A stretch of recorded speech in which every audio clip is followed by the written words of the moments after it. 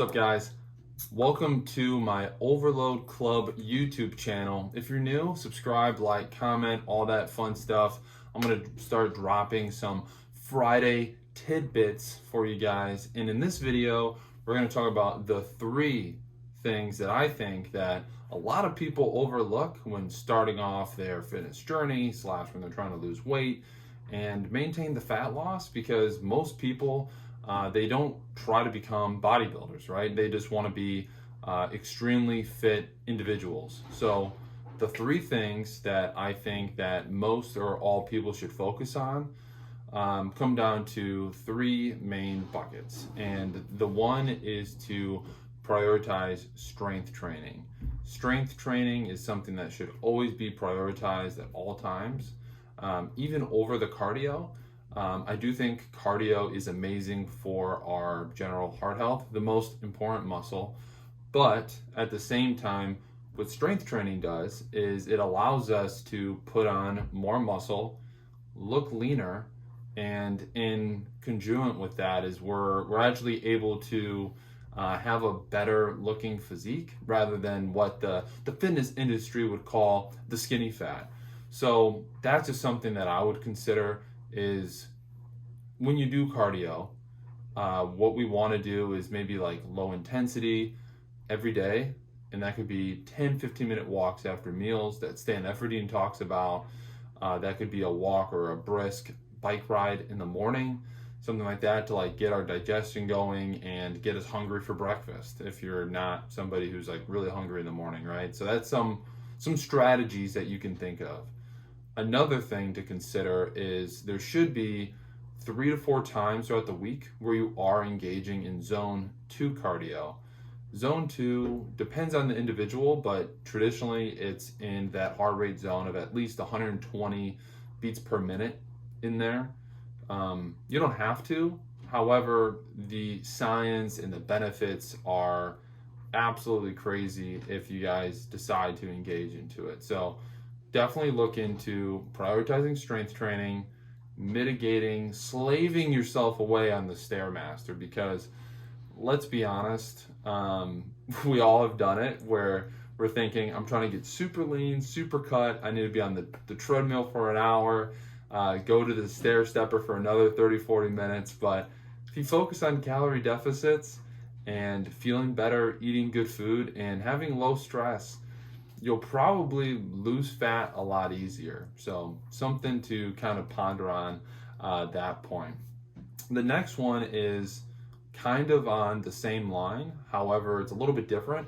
And this is compounding tasks, or in this realm, it'd be like the compounding activities that you can do on a day-to-day basis that will set you up for overtime. So if you're somebody who you wake up, you're drinking water first thing when you wake up, you have your meals planned, not necessarily meal prepped, but planned. You know what you're going to eat throughout the day. You have an idea, so when you go into that session, you actually have an idea of what you're going to do. But the next thing that kind of goes in there too that I think is really important is knowing what those tasks are as you kind of like enter in the days going forward. So and what I mean by that is, if I can compound something that I do today, even if it's like a meditation, a workout, etc., I'm writing that workout out, right?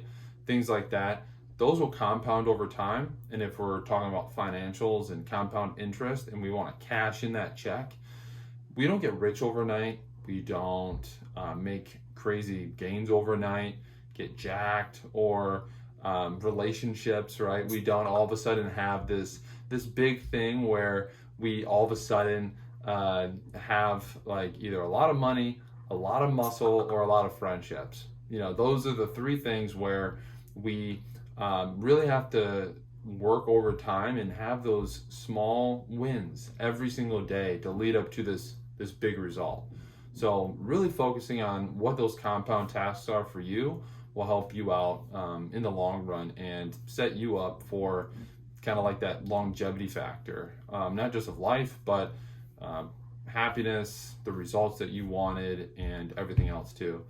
The third point is, I think what is been around for probably the last like 10, 15 years in the fitness industry, but now recently has been a little bit more, you could call it monetized in a way as well too. But so if you are familiar with the Florida Gators, so the Florida Gators came out with Gatorade. Well, at least the school did, right? So the scientists, because they were getting super dehydrated, and they started using electrolytes, so potassium, magnesium, sodium, and then also, I'm going to forget the third one, or the fourth one, sorry, I'm going to forget it, calcium. I had it written down, I swear. So with calcium in these 4 electrolytes, those are what are essential for our hydration, bodily function, digestion, gut health, and it's what makes up what keeps our whole body kind of functioning. And we can get these all from food. We can get these from putting salt, ionized salt in like water on our meals, salting our meals regularly. Definitely if you live in a southern environment where you might be sweating a lot, highly recommended. But you know, to kind of go back to my earlier point, 10, 15 years ago, or at least for the last 10, 15 years, it's always been bring your jug into work. Bring your jug to the gym. It's this gallon jug of water. And what you're doing when you're drinking all that water, you're actually dehydrating yourself. Hear that again. You're actually dehydrating yourself. Reason being is when you're drinking all that water, you're also excreting a lot of water too. And if there's not a lot of nutrients in the water that your body can use, well, I mean, you're still hydrating yourself, don't get me wrong, but you're missing out on all the actual key nutrients, and you would actually drink less and need less water if you had these minerals in your water for you to absorb them, and you would feel nourished and you would feel hydrated. But the reason why you're drinking so much water is because the water isn't hydrating you, right? So that point in itself for this Fitness Friday kind of summary here is focus on strength training, don't obsess over the cardio, make a compounding task or a thing that you can do to really optimize your life. So through time, you're making these small incremental changes. And then the last one, have some electrolytes. There's some new sticks you can buy. You can buy the powders, but you can also get all this stuff from over the counter. Bulksupplements.com sells the electrolytes like individually, and they also sell an electrolyte powder as well too. So you can do these different things and make it happen. You don't have to have it obviously every single day, which would be great, but it gets a little bit pricey. There's a company called LMNT, LMNT, that sells these electrolyte sticks that have all these 4 key electrolytes in them, and they taste awesome. Salt water, basically, is what it is. Well, salt packets, sorry, that make salt water. But just some things to think about, definitely when you're moving forward. Really excited for this channel. This is one of my first videos.